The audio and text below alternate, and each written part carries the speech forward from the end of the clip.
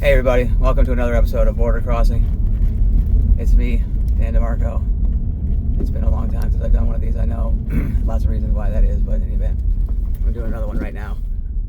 And by everybody, I mean the one or two people who are actually tuning in to watch this, and I probably know who you are. And hey, glad to see you, I miss you. Come see me sometime.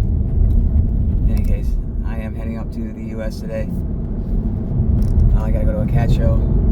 I'm not actually going to the show. I'm just going to go to the end there and help Jen close down the show and get the cat, because we've got too many cats to bring across the border. You can only bring 4 or 5 at a time. I can't remember what the number is. I just got one too many, so I got to go up there and grab one of the cats to bring across, so that we don't run afoul of the Mexican immigration by bringing too many cats across.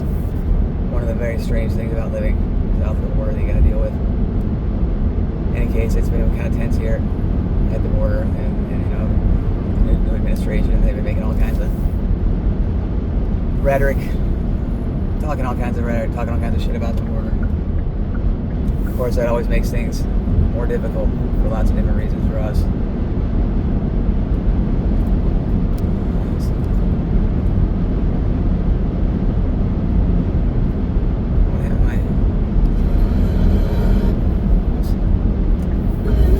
So I've got a new car here. So that's originally it's funny. That's one of the reasons. The whole reason I stopped doing these was because I was going to buy a new car at the time, and I was going to transfer all my stuff over to the new car. And so I moved everything, and I took the little thing that holds the camera or holds the phone out of the car, and I was going to move it to the new car. But I never did buy that car until just about a month ago now. And again, that was probably almost 6 months ago. I don't know how long ago it was. A long time ago. I did one of these, and so I finally did get the new car, and so that's not actually the reason why I started doing these again, but I guess it's one of the reasons. But so I mean, the new car, it's a 2023 Hyundai Elantra. So I went from my mom's. It's actually my dad's car. I went from my mom's Honda Fit. I upgraded to my dad's Hyundai Elantra. So yeah, so I'm styling now. But at least it's a newer car. It's actually the newest car I've ever had, and it's pretty nice. It's got all the. I mean, of course it's ugly. It's a family sedan and all this other boring stuff, but it's got all the bells and whistles and stuff. Doodads. But it's a nice car. I don't know if we're going to trade it in or what I'm going to do with it. What we're going to do with it. Dad gave me a really good deal on it. So he didn't actually give it to me like my mom did with the Fit, but it was a pretty good price he gave me. Which is good, because I'm not actually working right now. Yeah, that's another thing that's changed since last time I was on did one of these. I'm not working actually. I'm on from Eurofins. Long story. I'm not going to get into it here at all. But in any event, looking for work, not looking all that hard. These days people need to be looking a little bit harder. It's just, I don't know, it's been tough. It's tough to get more motivated to do that, actually, and I probably need to, because the money's not going to last forever. Fortunately, it's pretty cheap to live down here. But I've been living like the life of a beach bum, basically. I don't know, hopefully I'm going to try to get some video editing software, or learn how to use some, so I can trim these down to a reasonable length, so not like an hour and a half or whatever, the whole trip to the border, because it's a long drive, and to sit here through the whole thing is a pain in the ass. So I'll try to just trim down to the interesting parts, which that could be about 30 seconds worth of material at the end, and trim down the interesting parts. Yeah. Luna's here with me too. She's in the back. Can't see her, but of course. I don't know, tons has changed. It was back to the border situation, so it's like tense, I guess you could say is the word, and so there's extra scrutiny, of course, whenever things get like this. It just, lines get longer, of course, people's tempers get a little bit flared up and whatnot. It just gets more difficult overall. I don't like to complain about discrimination or whatever here, but you do feel it as a minority here, as an expat minority. I mean, there is some anti-Americanism here for sure. It's not the majority, it's a minority for sure, and it's nowhere near, I think, what the Mexicans get in the U.S., but it sucks. It pisses me off, but there's nothing I can do about it either. So I try to be a good example, try to set a good example, and be a good version of American, I guess. See a lot of those here. See a lot of assholes. That's the nature of Tijuana, man. People come down to the U.S. from Tijuana, they're here for generally to party, cause problems.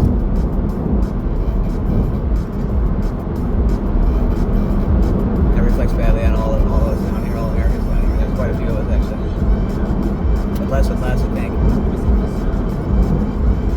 don't know, man. I don't know how hard it is. It's gonna be hard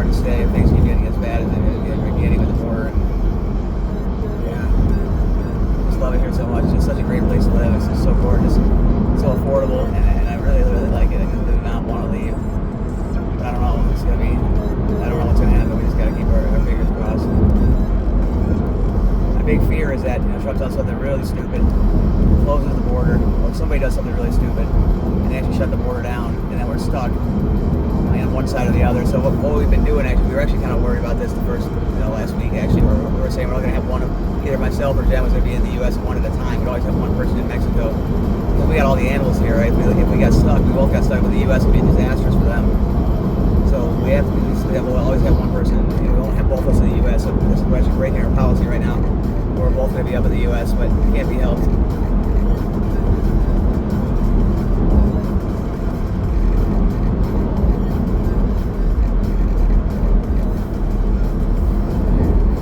I got a little delayed in leaving here. I forgot money for the toll. I forgot I got a new car, so I don't have a little toll pass thing to allow me to get to the toll here, so I got to pay it. I do have the toll pass thing now, but it's not active until next week. So I still got to pay the toll. But anyways, I left the house. I didn't have any money to pay the toll. They don't take cards, so I had to turn around. It cost me a good 30 minutes. I do have the money now. So yesterday I went up to the U.S. also. Here's another story. I got pulled over yesterday, extorted again by the cops. This is just one of the prices. One of the things about living in Mexico is just kind of annoying. But anyways, they were actually kind of pretty funny. I've gone through this so many times now with these guys, and I know the story. They give me the same story every time. Oh yeah, if you don't, you gotta come, either gotta pay the ticket here, or you gotta come see the judge, or we're gonna tow your car. That's what they tell you, right? They're not gonna do any of those things. You can go see the judge. There's no judge. It's just complete bullshit. Anyways, so I play along. I play this thing, and I'm trying to figure out, because the reason they pulled me over is I only had one. So that's really annoying. Kentucky only has one license plate on their car, and it's only, you put it in the back, right? So, but every car around here, and in Mexico, it's required that you have 2 license plates. Okay, so hold on, so I'm gonna pay this away.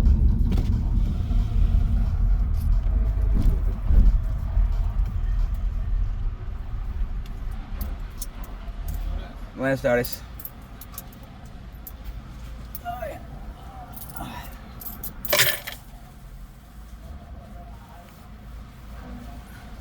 Gracias. Gracias. Buen día.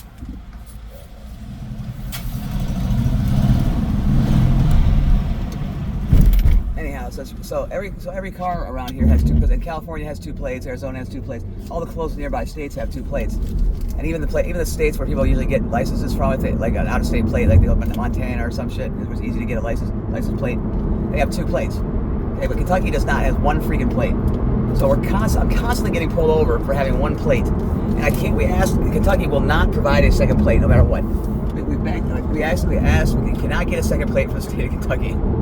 So I ordered a second plate, like a vanity plate that said like, whatever, it said something stupid. But anyway, that didn't work.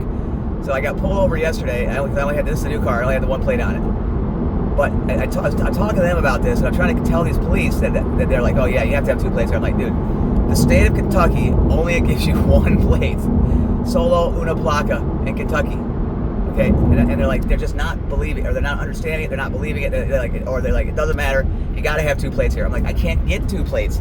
They won't give me a second plate. So I'm like, okay, how about this? What if I make a photocopy of the plate and put it on the front of the car? And they look at each other, and they're kind of like, oh yeah, well, that can work. That can work. I don't know what exactly they said, but it was a guy and a girl. They sort of looked at each other, they were talking back and forth a little bit, like, yeah, I think that can work. So yesterday, I actually made photocopies of all the plates now. So I have a very nice colored photocopy of the actual plate in the front now of these cars. I had to pay, I paid them 700 pesos basically for the information yesterday that they gave me, the 2 police. They ended up being pretty nice in the end. We had fun. Like Luna was in the car too, and they're not used to seeing dogs that look like Luna that are like kind of friendly and that you can pet and stuff. And so they were freaking out. They were really excited that they could pet Luna because Luna's super friendly and she likes people. And so they were like, oh wow, they put pets on. Anyways, these 2 cops originally had pulled me over to extort me, and we ended up kind of being friends a little bit. And they told me about I gave them the photocopy ID. I think it's going to work, I hope. So now I hope that we'll not get pulled over for this stupid 1 license plate crap anymore. I guess we'll see. And I've done it to all the cars. Yeah, that's funny. Yeah, the other time I got extorted recently when I got pulled over, it was for going to try to. It was a whole setup thing with the line. It's hard to explain, but anyway, they kind of set you up to make this turn that you're not supposed to make. Well, you can, not that you're not supposed to make it, but anyways, it doesn't matter what they did. But they set you up. They pulled me over, and it's the guy and the girl, and the guy is and the girl. They look like models, dude. Like right out of like, I don't know, like a magazine or something. I kid you not, like out of like GQ and Elle. Like this woman was smoking. I mean, she's gorgeous, hot, and the guy was like, seriously, he looked like, I don't know, some sort of like a model. You know, they just looked like unreal. Like they didn't look like real people. And the uniforms they were wearing were like super crisp and very clean. I mean, it looked almost like they were playing police dress up. You know what I mean? Like they did not look real, dude. They did not look real. And the woman over here by the driver's side, sweating. So Jen was driving, and she's dealing with the guy who's the head policeman, I guess. I don't know what the fake police. And the woman's standing there, and so I was trying to record this encounter. So I surreptitiously had my phone, turned my recorder on my phone, and of course the woman sees it, and she looks at me, and she just gives me this look, and she just reaches down and just grabs my phone, takes it, looks at it, just turns it off, shakes her head. I was like, oh shit, she's gonna keep the freaking phone, dude. But meanwhile, she's so good looking. It's hard to get too. It's hard to get too upset about it, because I mean, God, dude, I couldn't believe it. It was just really weird. Anyways, as I didn't get too upset about it, she gave me the phone back, which was nice, and she ended up talking our way out of it, pretty much sweet talking out of it for, I don't know, because we didn't have any money on us, and we're not gonna go fucking see some stupid judge or some shit that they keep saying you have to do that way. Go see a judge. Anyways, we got up paying no money that time. After it was about 45 minutes of haggling with these people, with the two model guy, the guy and the girl. And then but recently I did get pulled over actually legitimately, and I got a legitimate ticket there. You can get legitimate tickets here actually, as I found out. I didn't realize this. This was actually at a very similar place. I did an illegal U-turn. Well, not illegal. Well, again, it's debatable whether or not it's illegal, because that doesn't matter the details. But in the event, I did a U-turn, and the cop pulls me over. I'm like, oh great, here we go. What do I have to pay this guy? And he actually wrote me a ticket. I was like, whoa, he's writing a ticket, which I didn't think they did. I didn't think they could do that. I didn't know that they even had tickets here. I thought you just had to pay by the street or whatever. But the ticket, it turns out the ticket, you have to take it to one of these certain places you can pay it, kind of like in the U.S. And there's like a judge or whatever. I don't know. I didn't see a judge or anything. The judge wasn't there. I ended up not being able to find the place, so I just had to mail it in, even though we didn't know where to mail it to. That was a whole other story. I hope they got where it's supposed to go. Anyway, I wrote a check and just threw a check in the mail to this place, which I think is the right place.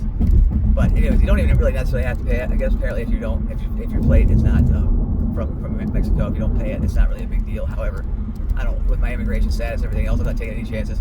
I'm gonna pay, and I'm gonna do whatever I gotta do to stay within the the bounds of the law, down to the letter of the law, whatever I gotta do. So I paid it. Anyways, it was not too much. It was like, I don't know, that was like 1,200 pesos or something, like $70-80 or something. So what was amounts to, I guess, when they say the legal U-turn. So this is brand new. All this construction right here, I didn't even say this. This is like huge. Since the last time I did one of these, it is basically, this has all been built, and this is going to be awesome for this area, dude. When this is done, because you don't even believe how much this is going to open everything up. It's going to have 4 lanes going underneath and 4 lanes up top here, and this has been a major backup, because the walls here are up. I can't quite see it. Maybe you can sort of see the border wall peeking through there on your left, but yeah, the border wall's over there, and this is right next to the border wall, and as you can see, they built the elevated road just above the top of the border wall. Kind of a little FU, I think, to America, the border wall there. Like, yeah, we can just jump right over the wall, but in any event, so it's right next to the border wall. This road it backs up like crazy all the time. Where's it going? Backs up like crazy all the time. It's weird. It's actually raining here today. It is a rainy season, but it's been so dry, so we really do need the rain. But it's just unusual to see it cloudy here, because it's usually just sunny and gorgeous every day. Anyway, this is one of the things you can see on the road up here is it's that's the Mexican Department of Defense, actually. So this project was, I guess, as I understand, a local project, kind of being run by the government or the state of Baja California, and the Tijuana, like local government, I guess, was to try to fund it or whatever. And it wasn't really going all that fast, and I don't know how big. They had some pretty big ambitions for it, but it really wasn't moving all that fast. And then all of a sudden, you saw these Sedena signs come up. And man, this thing just exploded. I mean, the speed at which they started working on this thing, it just like went about 100x overnight. And I don't know if it's because, I don't know why, but probably because the Defense Department came in and put a ton of money into it. And there's an incredible number of people that are working on this. And it really went up. This has been actually very, very quick. I've never seen actually construction happen this quickly. Even in the U.S., I mean, this is really fast for the amount of work they're doing here. This is going to be a huge boon, though, because it's going to cut my commute time our commute from where we live now up to the border probably by at least 15 minutes. Every day. I mean, that's a huge gain. It's gonna make it shorter even, because they're tunneling through like a mountain back there, so it's gonna cut off a bunch of miles as well, in addition to the speed factor. And this thing, hopefully it's going to be open in the next, I hope 6 months or so. It was supposed to be done actually about 6 months ago, but from I understand, but it's been somewhat delayed. But I think their ambitions are a little bit way too high on. But they've also been expanding, I think, the scope of it, because I don't know what I don't know if the tunnel part was part of the original plans or what. But now it's become a lot bigger than it was, I think, originally planned. But it's impossible to find out information about it. At least I don't know where to go to find out information about the status of this thing or what the overall long-term plan is or anything. So I've looked a little bit, but the Mexican government websites and such are pretty cryptic and hard to navigate, at least for a non-Spanish speaker like myself, non-native speaker. But I mean, I've managed to navigate it for things I've needed to, immigration and such. But on the city government things and stuff like that, it's been a little bit more difficult.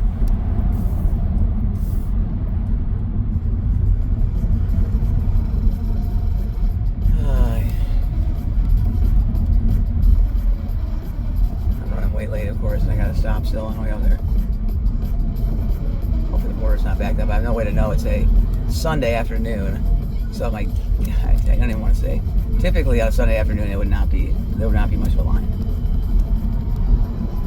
Not that, but now a little bit later in the day, it's gonna that changes. So I gotta get up there pretty soon here. You got everybody kind of going home that was here for the weekend.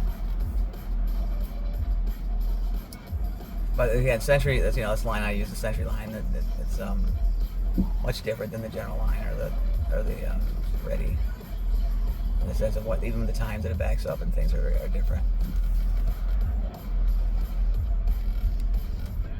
The route I'm taking is the shortest possible route for those of you who are interested in, or maybe live down here or think about moving down here, that you can take from where we are, where if you're in that part of Mexico, this is the shortest possible route, mileage-wise and time-wise, to get to the border, at least the Century line, the front of the Century line, I should say, because I go to the front of the line now. I used to always try to shoot for the back and then work my way in, but now I just go to the front and I just drive, then I backtrack as far as I need to get to the back of the line.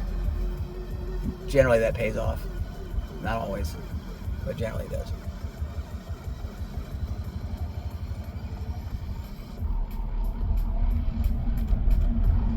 Pays off great when there's no line. You just jump right in and you're good to go. But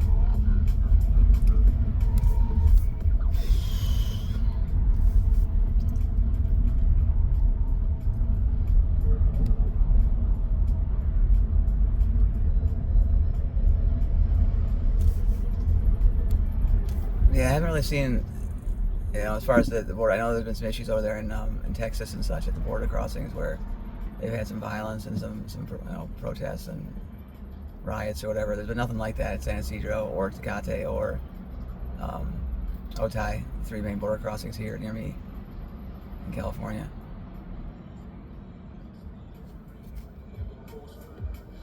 I don't anticipate there to be any either. I mean, San Ysidro is the world's largest land border crossing, and by volume and by size, and it's massive, and the number of people that cross it is just insane. I don't know how many times I've been across it since I've been down here, but it's a lot. And my wife's been across it even more than me.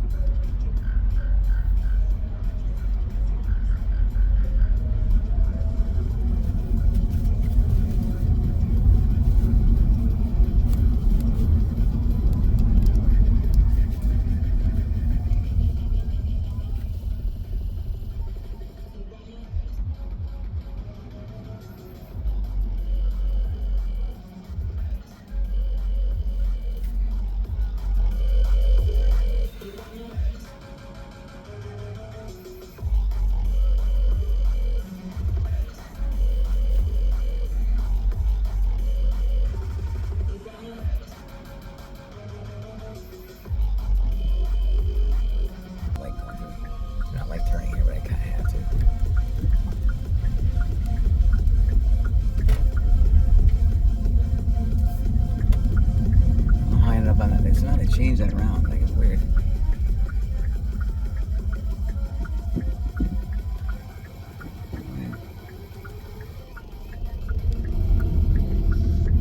It's not a four-way stop there. I don't have to stop there, but I always do because the people are idiots around here. Plus, there's a police station right there.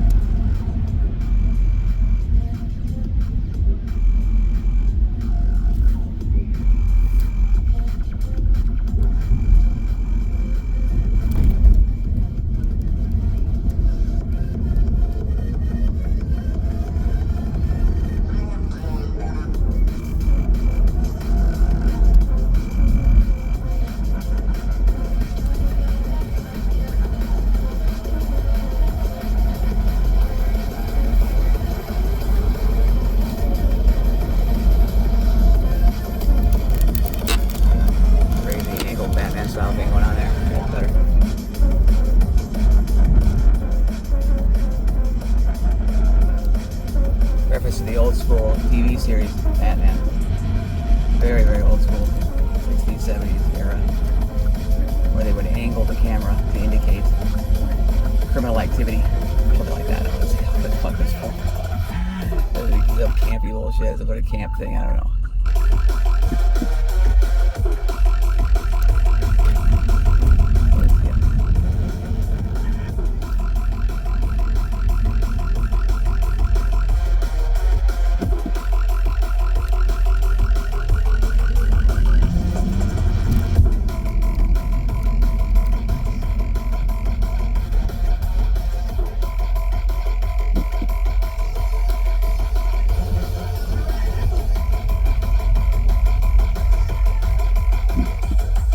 You know, the reason it's so funny. I just thought of this. The reason I said that, the reason I came up with the photocopy idea yesterday. This is where it's reminded of that. Because this is where I got pulled over. Is right here. I pulled off here to the side, right here on the left. Because the woman says, maybe you could rent a car. I should say she was typing into her phone because they didn't speak English. I don't speak very good Spanish. She types into her phone and she says, well, maybe you could rent a car every time you come here. And I'm like, but I live here. Which they had to know because I showed up my temporary residency, my residency card, which means I live here. So I'm gonna rent a car every time I come to Mexico just so I can have 2 plates on it. I gotta laugh, but that's why I was like, what if because I was kind of gotta be I don't know, kind of smart ass about it, but what if I just photocopy my license and put it on the front? And they're like, oh, okay, that can work. I have to take a picture of it so you can see it. Actually, it looks pretty good, actually, I think. All right, so here's the front of the line right here. See, it looks like, yeah. See, those are the people you can't see them over there to the left, but that's where they pulled that little scam thing where they got pulled over the other time. Those bastards. What they're doing here? Where are you going? All right. Oh, the line. Okay, so it looks like the line is not good, not bad at all. That's what it's looking like here. Yes. Yeah, excellent. There is no line basically. Maybe I'm wrong. Oh, I think I'm right. We'll see. I'm going to the first. So when I got the actual ticket, the legitimate ticket. That was actually right up here. So what I did was, because the line is here going the other direction, in front of the line. So what I did was I U-turned, like right, well it's a little further down, but like right here, I did a U-turn. Now you see that the no U-turn sign there? Of course, I didn't notice that. But I knew you weren't supposed to do it here. But it's confusing because if you look at that sign there, that green sign, even if you can't see it, it makes it look like you can U-turn. But really what it's saying is that you go around this traffic circle here, and then you can get into the Century line. It's not saying you can U-turn to get in the Century line, which is what I was, for some reason, thought in my head that that's what it meant. But anyways, you cannot U-turn there, as I now know and have paid a ticket for. But occasionally, depending on the timing and such, I will. So this is nice. So a lot of times, this is hardly any line at all. So it's really nice. I can actually use the traffic circle. Because typically, if there's a line at all, you can't. You gotta go way further than this, or you can get in line. But this is looking really good, which is excellent. So we're pretty far up the line, so yeah, the front of the line is very much coming up.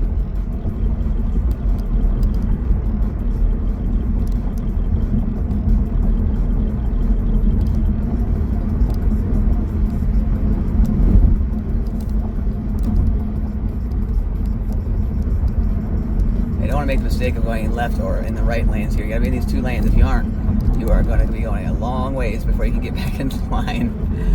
So do not make that mistake. Actually, I don't know that I ever made that mistake. All the mistakes I did make down here, that one I don't think I ever did make. Now I'm like an old pro at this. I've been doing this so long now. I'm like building old hat now, but I remember back in the beginning, I was so nervous about every freaking little thing I did down here. Because you get pretty harsh if you screw up, though. You're talking about a serious time penalty for any kind of mess up on the line thing, and potential worse if you screw up the etiquette the wrong way.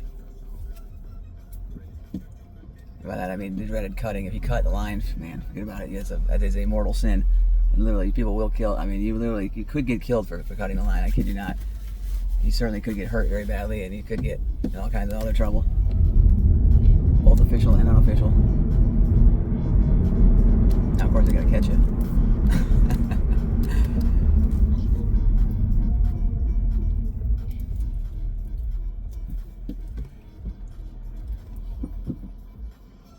Yeah, so this is what I guess what I call the front of the line, because we're in the actual the staging area. I guess I don't know what you call it, but once you get up in this thing here, it's kind of like the official staging area for the border. That Easy Park there is the parking garage where we used to have a car. We used to keep a car there, and in a parking garage on the other side, on the U.S. side, and would park. My wife would come here, park the car in the garage, walk across, then pick up the other car in the other garage on the other side, then drive to work, and then do the same thing in reverse on the way home. And it was like a 3-4 hour commute. That's because she didn't have entry. She wasn't able to access this line, and so it was faster doing that than using the ready lane or the general line, because the weight in those lines by car can be depending on the day and time, 4, 8, 12, 16 overnight, very, very long, very long waits. And on the pedestrian line, typically was not more than a couple hours. Now that has changed a little bit too. Like, it's going to be very, very long, but the time she was doing this, the pedestrian line was substantially shorter than the driving lines.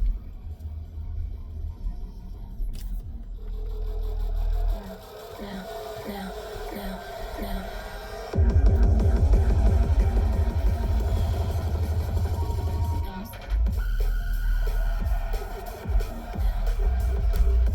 Always a very festive atmosphere over here on the Mexican side of the border. On the U.S. side, coming into Mexico, it's not at all like this. There's nothing. It's all securitized and boring and bland. But here it's a bit more festive on the side. A lot of vendors, people trying to take advantage and making some money. I've never bought anything from any of these. Actually, that's not true. I bought a hat one time.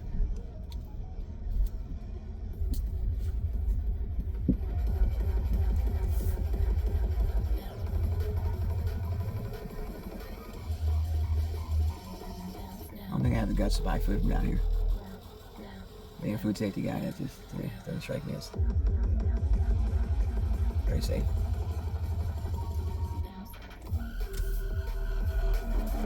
Yeah,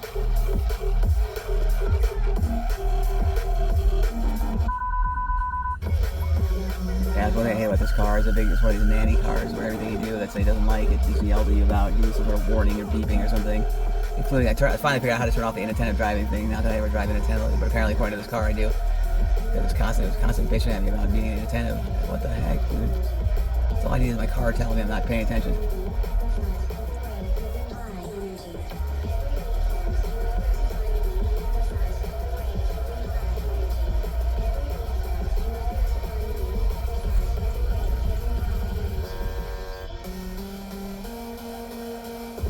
Too busy making YouTube videos, I guess.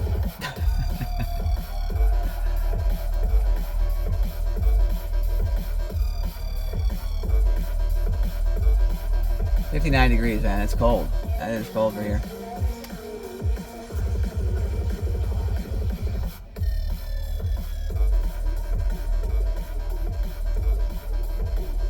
Michoacan State is one of the more elite states in Mexico, actually. Sinaloa cartel runs that one, which is the reason.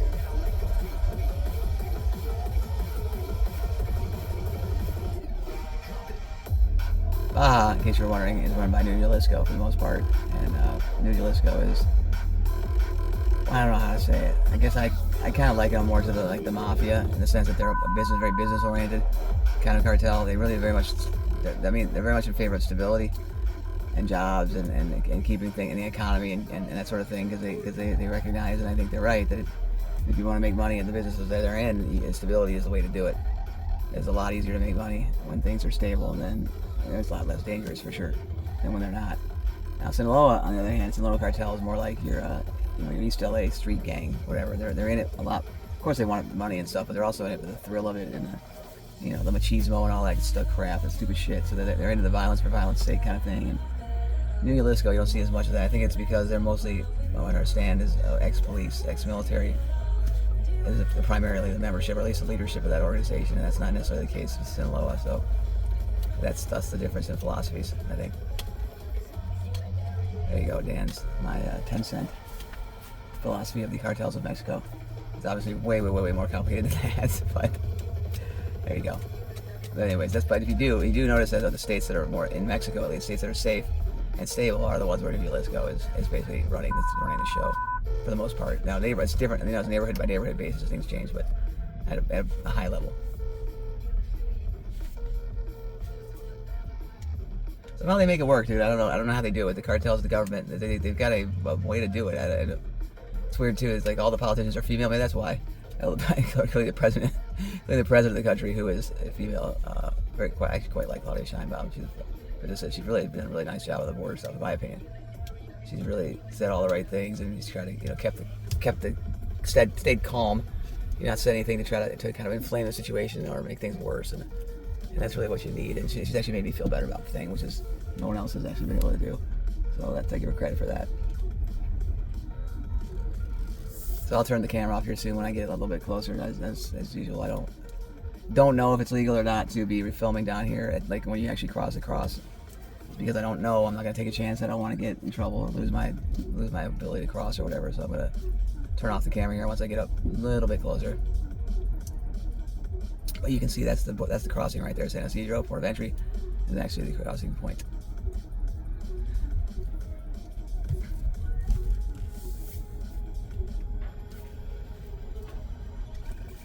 So I left at 2:15. It's now 3, I guess.